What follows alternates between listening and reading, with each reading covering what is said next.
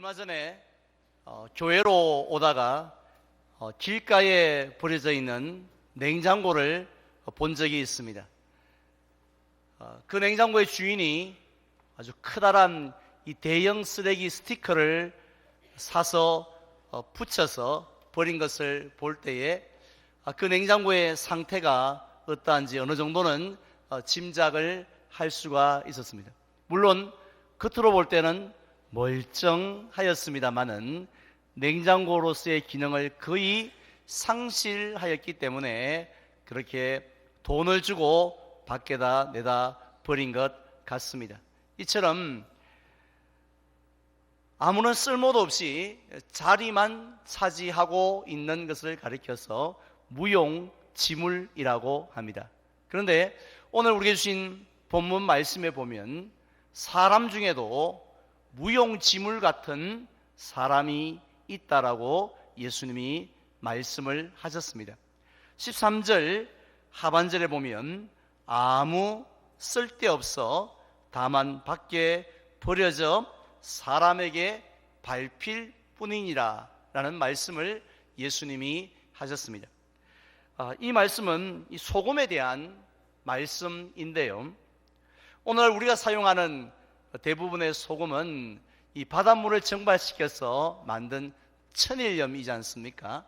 그러나 고대 팔레스틴 지역에서 사용했던 소금은 이 염분이 많은 산에서 캐낸 그 염석이라 그러죠. 돌소금이라고 하는 것을 사용을 했습니다. 그러다 보니 그 속에 흙을 비롯한 얼마나 많은 불순물들이 있었겠습니까? 그래서 이 염석을 캐다가 암염을 캐다가 이제 그 속에 있는 불순물들을 다 제거하고 소금만 정제하고 난 다음에 그 나머지들은 밖에다가 내다 버린 것이죠. 그런데 그 찌꺼기에는 토양을 망치는 성분이 들어있기 때문에 아무데나 버리지도 못하고 사람들이 다니는 길이나 또 광장에다가 내다 버렸습니다. 그래서 사람들의 발에 밟힐 수밖에 없었는데요, 마치 길가에 버려진 냉장고처럼 아무 쓸모없는 쓰레기 취급을 당하게 된 것입니다. 이것이 바로 우리 예수님께서 말씀하신 이 맛을 잃은 소금입니다. 그렇다면 우리 예수님께서는 사람들 가운데 도대체 어떤 모습으로 살아가는 사람을, 귀한 소금이 아니라 맛을 잃어버린 소금, 쓰레기 취급을 당하는 무용지물 같은 사람이라고 말씀을 하셨을까요? 먼저 13절에 보면은 예수님께서는 이렇게 말씀하셨습니다. 너희는 세상의 소금이니라고 하셨습니다. 여기서 너희는 그렇다면 누구를 가리키는 말일까요? 여기서 너희는 예수님의 12 제자들을 비롯하여서 예수님에 대한 소문을 듣고 각처에서 모여온 사람들을 가리킵니다. 그들은 예수님을 싫어하는 사람들이 아니었고요, 예수님을 좋아하였고 또 예수님을 따라가기를 원하는 사람들이었습니다. 그래서 예수님이 산에 올라가 앉으셨을 때에 그 말씀을 듣기 위해서 몰려들었던 사람들입니다. 지난주일에 말씀을 드린 것처럼 예수님은 그런 기특한 이 무리들을 보시면서 제일 먼저 어떤 말씀을 주셨습니까? 우리가 잘 알고 있는 팔복의 말씀을 주셨습니다. 예수님은 그 팔복을 통하여서요, 무려 8번씩이나 반복해서 사용하셨던 단어가 있습니다. 복되도다, 복되도다 하셨습니다. 사실 세상 기준으로 볼 때 예수님 앞에 모여있던 그 무리들은 결코 복된 사람들이 아니었습니다.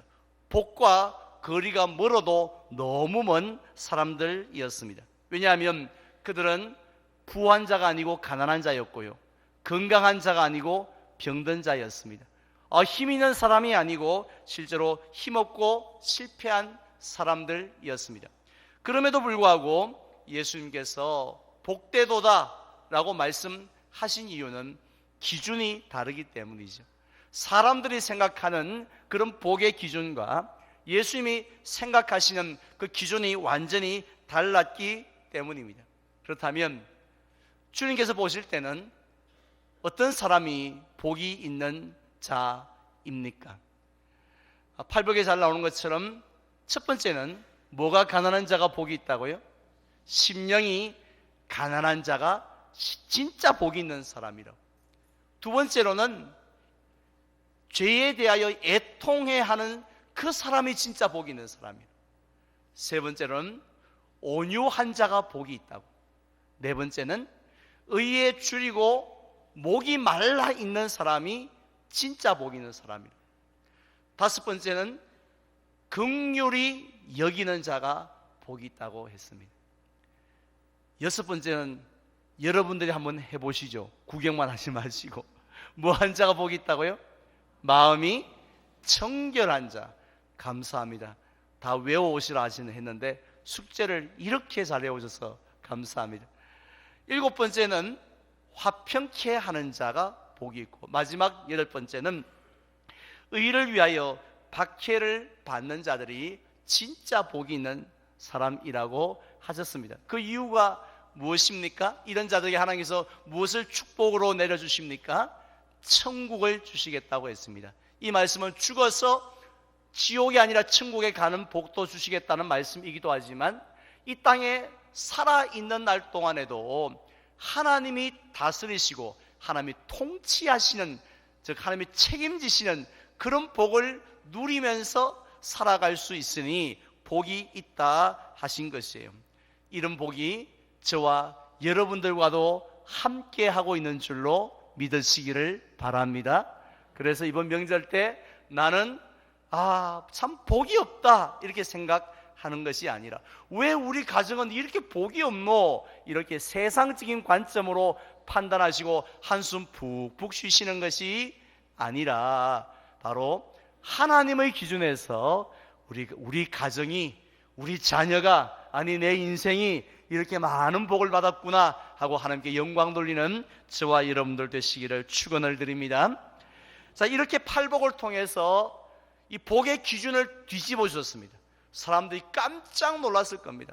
나는 복이 너무 없다고 생각했는데 충격적인 말씀을 예수님이 주셨습니다. 그리고 그 다음엔 예수님은 또 뭐라고 말씀하셨냐면, 너희가 어떤 존재인지에 대해서도 말씀을 하셨습니다. 특별히 이 세상에서, 즉 세상 속에서 너희가 과연 어떤 존재인지에 대해서 구체적으로 말씀을 하셨는데요, 그 말씀을 듣는 순간 제자들은 자신의 귀를 의심했습니다.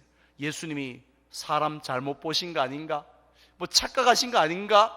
뭐 잘못하신 거 아닌가? 이런 생각을 하게 되었습니다.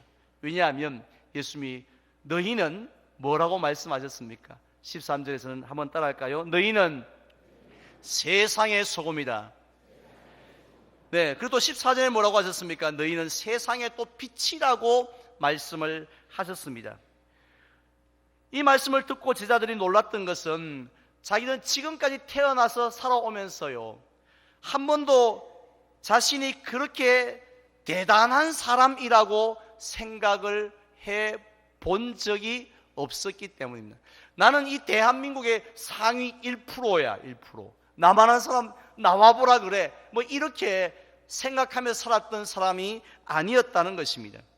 아무리 생각을 해보아도 세상 사람들 앞에 날 좀 보시오 하고 내놓을 만한 그 무엇이 없었기 때문이었습니다.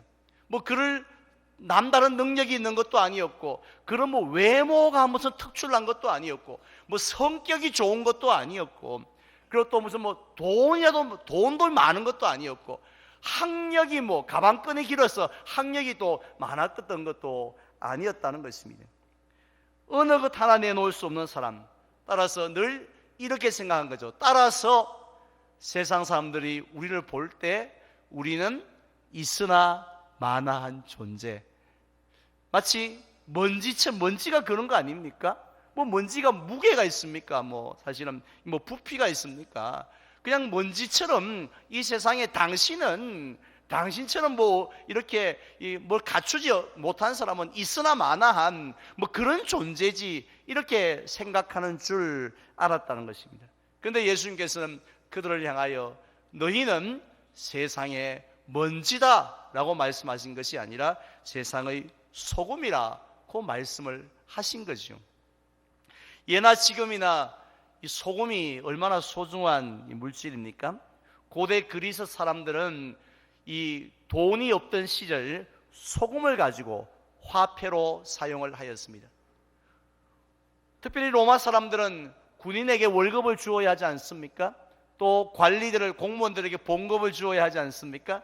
그때 무엇으로 봉급을 줍니까? 소금으로 봉급을 줍니다. 그래서 이 월급이라는, 영어의 월급이라는 단어, 셀러리, 또 군인이라는 단어, 솔저라는 모든 단어들이 소금의 솔트에서 유래가 되었다고 하죠. 12세기에 가나에서는 이 소금을 사는데요, 모로코에서 나온 소금이 얼마나 귀했던지 그 소금을 사기 위해서는 그 무게만큼의 금을 주고 소금을 구입을 했다고 합니다. 그래서 그때부터 소금의 별명이 뭔지 아십니까? 하얀 금이라고 불렸다고 합니다. 얼마나 소금이 귀합니까? 이처럼 사람들이 소금을 귀하게 여기는 이유는요, 이 소금의 용도가 너무너무 많기 때문에 그렇습니다. 지금까지 연구에 의한다면 약 14,000여 가지의 용도가 있다. 우리 뭐 서너 가지밖에 생각이 안 나는데, 실제로 소금이 식용뿐만 아니라 공업용으로, 의료용으로 사용되는 게 14,000여 가지가 넘는데, 그 중에서 제일 중요한 역할이 바로 이 모든 생물의 생명을 유지하는 데 있어서 없어서는 안 되는 역할을 합니다. 두 번째로는 부패를 방지하는 방부제 역할을 하죠. 세 번째는 맛있는 음식을 먹게 하는, 음식의 맛을 내는 그런 또 조미료의 역할도 하고, 마지막으로는 이 병을 고치는 치료제의 역할도 한다는 것입니다. 결국 예수 그리스도를 마음의 구주로 믿고 또 주님의 사랑으로 충만한 이 성도들은 그 소금으로 날마다 변해져 가는 것이 아니라, 그 순간 예수님을 믿고 하나님의 자녀가 되어지고 천국 백성이 되어지는 순간, 바로 그 순간 신분이 소금이 된다는 것입니다. 따라서 그 소금 같은 성도들이 썩어져가는 세상 속에 들어가서 그 역할을 감당하기 때문에, 따라서 너무 우리 성도들은, 하나님의 백성들은 귀하고 가치 있는 존재다라고 그렇게 말씀을 하는 것입니다. 있으나 이 세상에 굳이 세상에 뭐 가도 그만, 들어가도 그만, 안 들어가도 그만의 존재가 아니라, 이 세상을 유지하는데, 이 세상을 살리는데, 이 세상을 썩지 않게 만드는데, 이 세상을 마시는데, 와, 살맛 난다야 이 세상이, 이렇게, 와, 우리나라 정말 살맛 나는 나라다, 이렇게 생각되어지는데, 바로 소금 같은 역할을 우리 하나님의 자녀들이 하게 된다라는 말씀입니다. 그래서 초대교회 성도들이 그랬던 것처럼요, 온 백성들에게, 모든 사람들에게, 모든 집안에서, 우리 집안에 저분 없으면 안 돼, 우리 동창회에 저 회원 없으면 안 된다고, 또 우리나라에 저런 사람들 없으면 안 된다고 하면서 칭송을 받게 된다라는 것입니다. 얼마나 우리의 신분이, 그리스도인이라는 신분이 멋지고 또 아름답습니까? 자, 그런데요, 예수님께서는 모든 성도들이 다 이렇게 소금 같은 역할을 하는 것이 아니라 맛을 잃은 소금 같은 사람이 있다라고 했습니다. 어떤 성도일까요? 물론 예수님을 좋아하는 사람입니다. 예수님의 가르침을 늘 듣고 있는 사람입니다. 그런데 문제는 뭐냐면 그 사람들은 거꾸로 살지 않는 사람들입니다. 입술로는 주여 주여 라고 합니다. 주님 사랑합니다 라고 늘 고백을 합니다. 주님이 나의 왕이시고 주인 되십니다 라고 그렇게 고백하지만 실제로는 예수님을 주인으로 모시고 살지 않는다는 것입니다. 예배가 끝나는 순간에 내가 주인 되어지고 내가 왕의 모습으로 살아가게 된다는 것입니다. 그래서 예수님이 십자가를 지고 걸어가셨던 그 방향으로 살아가지 않고 예수님처럼 살려고 몸부림치는 것이 아니라 예수님과 전혀 다른 엉뚱한 방향으로 걸어가고 있는 사람들을 이야기합니다. 이런 사람들은 마스리는 소금처럼 쓸모가 없는 무용지물이라고 했습니다. 세상 사람들은, 특별히 세상 사람들이 우리를 쓰레기 취급을 하게 된다는 것입니다. 얼마나 초라한 인생입니까? 얼마나 또 하나님 앞에 우리가 부끄러운 인생입니까? 자, 그렇다면 우리가 진짜 소금 되어지기 위해서 이 세상에 없어서는 안 될 그런 소금이 되어지기 위해서 분명히 거꾸로 살아야 된다라고 했었는데 구체적으로 어떻게 사는 것이 거꾸로 사는 것입니까? 그냥 괴짜처럼 사는 독불장군이나 돈키호테처럼 그렇게 살라는 말씀이 아니죠. 우리는 예수님께서 말씀하신 그 소금, 그 비유로 말씀하신 그 빛 속에서 힌트를 얻을 수가 있습니다. 소금과 빛은 여러 가지 공통점이 있는데 그 중에서 가장 대표적인 공통점은 둘 다 소리 없이 자신을 희생한다라는 것입니다. 둘 다 자신의 모습이 없어지지 않으려고 몸부림치지를 않습니다. 안 녹으려고, 안 타려고 몸부림치지를 않습니다. 기꺼이 자기 자신을 내려놓습니다. 우리 예수님의 삶이 사실은 그런 삶이 아니었습니까? 예수님은 이사야 선지자의 예언처럼 외치거나 목소리를 높이지 않으셨습니다.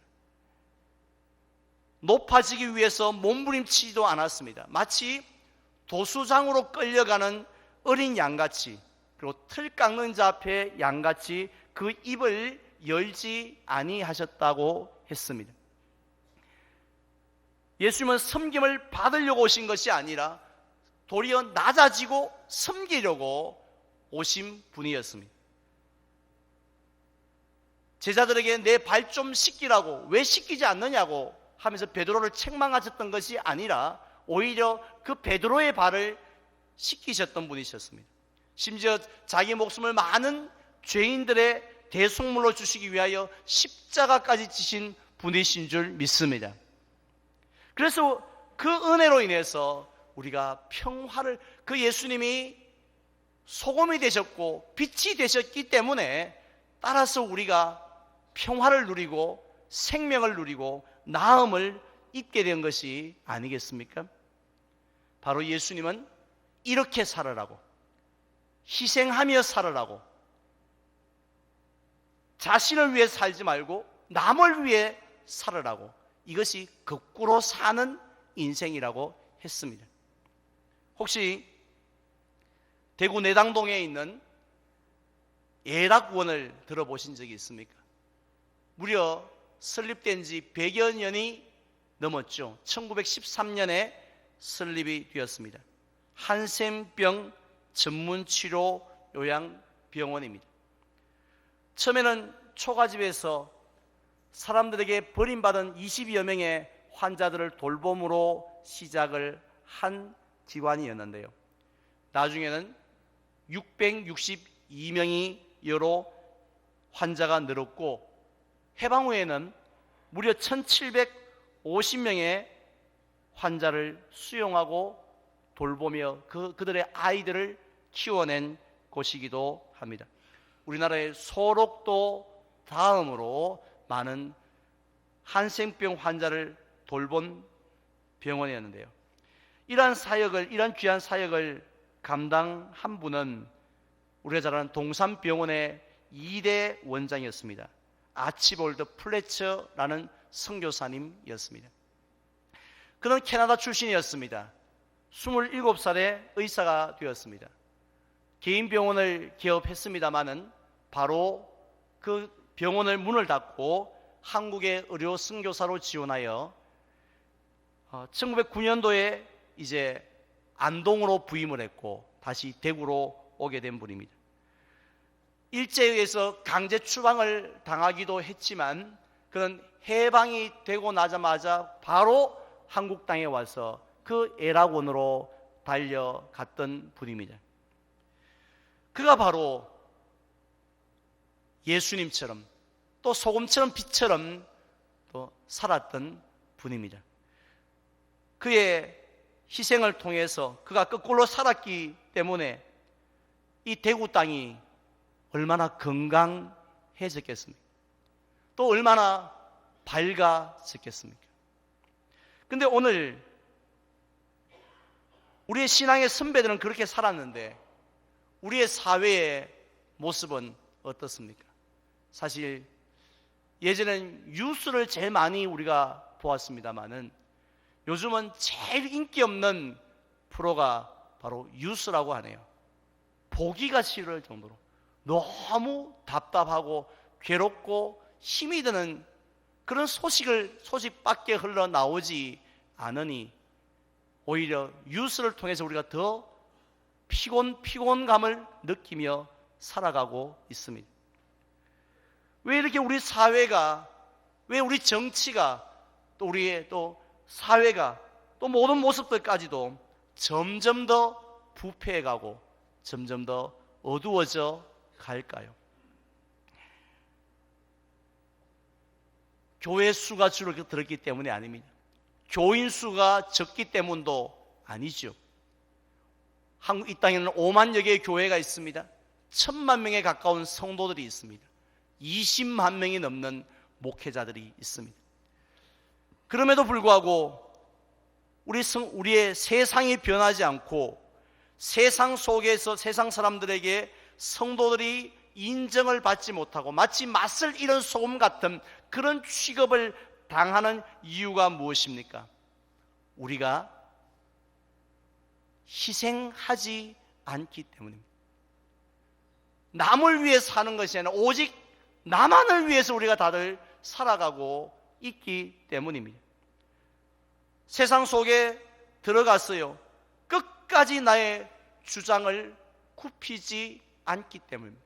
내 주장을 한번 굽히면 죽는 줄 알고 목숨을 걸고 내 주장을 처리하지 않고 끝까지 관철하려고 하기 때문입니다. 누가요? 우리 성도들이. 그리고 끝까지 나의 밥그릇, 나의 권리, 그것을 포기하지 않기 때문입니다. 끝까지 내가 잘못했다라고 그렇게 사과하지 않기 때문입니다. 끝까지 당신이 먼저 하시오 라고 양보를 하지 않기 때문입니다. 누구처럼요? 세상 사람들처럼 그렇게 살아간다는 것입니다. 그러니까 우리는 너무 이기적으로 분명히 우리가 분명히 신분이 소금인데 또 신분이 빛인데 전혀 우리가 녹아지지 않으니까 희생하지 않으니까 우리가 세상에 아무런 영향도 끼치지 못하고 세상 사람들에게 인정도 받지 못하고 있다라는 것이죠. 물론 성도님들 가운데 그렇지 않은 분들 많습니다. 정말 예수님처럼 희생하고 양보하며 또 포기하며 살아가는 분들 정말 우리 주변에도 얼마나 많이 있습니까? 그런데 한 가지 안타까운 것은 그 모든 수고와 희생들이 교회 안에서만 이루어진다는 거죠. 교회 안에서 너무 희생 잘하고 너무 봉사 잘하고 너무 양보 잘 하는데 우리가 그런 모습으로 세상에 나가기를 꺼려 한다는 것이죠.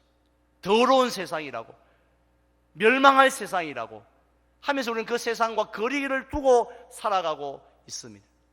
바로 이런 분들을 뭐라고 하는지 아십니까? 소금은 소금인데 유리병 안에 들어있는 소금이라고. 빛은 빛인데 이 말 아래 둔 그런 빛이라고 했습니다. 이런 소금, 이런 빛은 우리가 볼 땐 대단하지만 세상이 볼 때는 무용지물입니다. 아무 쓸모가 없다는 것입니다. 우리 주님 보실 때도 얼마나 안타깝겠습니까? 너희는 교회의 소금이라 교회의 빛이라 하지 않으셨습니다. 세상의 소금이요 세상의 빛이라고 했습니다. 그래서 우리가 교회에서만 너무 거룩하고 교회에서만 거꾸로 살아가는 것이 아니라 그 모습 그대로 가지고 우리가 세상으로 들어가기를, 깊숙이 들어가기를 원하시는 것이 주님의 뜻인 줄 믿으시기를 바랍니다. 우리가 믿지 않는 친척들에게 이번 명절 때 그들이 오지 않는다 할지라도 우리가 먼저 다가가야 합니다. 믿지 않는 사람들이 모인 곳에 우리들은 자꾸만 뒤로 물러서는 것이 아니라 우리들 믿는 사람들끼리 모여서 밥도 먹고 놀러도 가고 믿는 사람들끼리만 모여서 윷놀이도 하고 우리들끼리만 그렇게 모여 살아라고 언제 주님이 말씀하셨습니까? 아버지께서 나를 보내신 것처럼 나도 너희를 보내노라 라고 했습니다. 어디로요? 세상으로 보내노라고 하셨습니다. 우리가 자신을 희생하는 그 모습으로 세상으로 나아가면 어떤 역사가 일어난다고 했습니까? 마지막 16절에 보면 이같이 너희 빛이 사람 앞에 비치게 하여 그들로 너희 착한 행실을 보고 하늘에 계신 너희 아버지께 영광을 돌리게 하라라고 말씀했습니다. 우리는 오늘 주일 모여서 함께 영광을 돌릴 의무가 있습니다. 그래서 예배를 드리지 않습니까? 그런데 또 하나의 의무가 있다는 거죠. 주일이 지나고 월요일부터 토요일까지는 세상에 나가서 우리가 하나님의 하자도 모르는 사람들이 우리의 착한 행실, 희생하는 모습, 거꾸로 살아가는 그 모습을 보고는 하나님께 영광을 돌리게 하라. 그것이 바로 하나님의 우리에게 주신 명령이라는 것입니다. 저는 우리가 소금과 빛이 됩시다 하면 아멘 하고 그렇게 기도도 하고 찬양도 합니다만 참 어떻게 보면 추상적으로 끝날 수 있다고 생각을 합니다. 저는 참 작은 것 하나부터도 우리가 결심하고 실천했으면 좋겠습니다. 저는 그 운동 중에 하나가 니좌 나우 운동입니다. 혹시 들어보셨습니까? 한 분도 들어보신 적이 없을 겁니다. 제가 지낸 말입니다. 하지만 역사와 전통이 깊습니다. 아브라함 때부터 시작되어진 아름다운 운동입니다. 아브라함이 조카 롯에게 네가 좌하면 나는 뭐 하겠다고요? 우하리라. 저는 이것이 바로 성도의 모습인 줄 믿습니다. 충분히 아브라함이 뭔 소리 하노?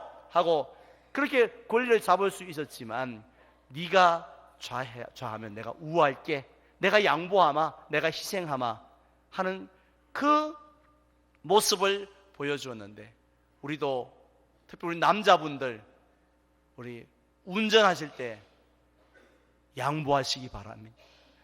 우리 여자분들 또 살아갈 때도 정말 세상 사람들 앞에 양보 많이 하시기 바랍니다. 내 생각도 내려놓고 내 순서도 뒤로 밀어주는 그 삶이 별것 아닌 것처럼 보이지만 그것이 소금의 삶이고 그것이 빛의 삶이고 그것이 하나님께 영광을 돌리는 삶인 줄로 믿습니다.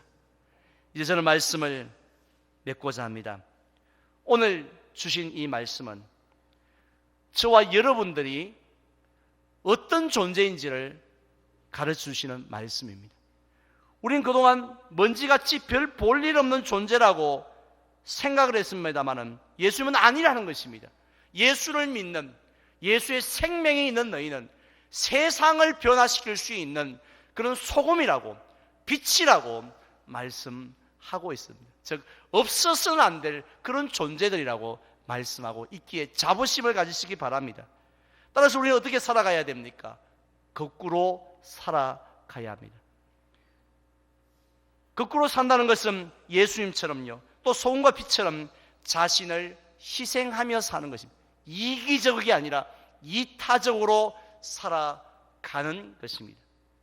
그리할 때 맛이 없는 소금이 아니라, 맛이 이런 소금이 아니라 우리의 삶을 통하여서 썩어져가는 세상, 어두워져가는 세상을 변화시키는 놀라운 일들을 우리가 감당할 수 있는 줄 믿습니다.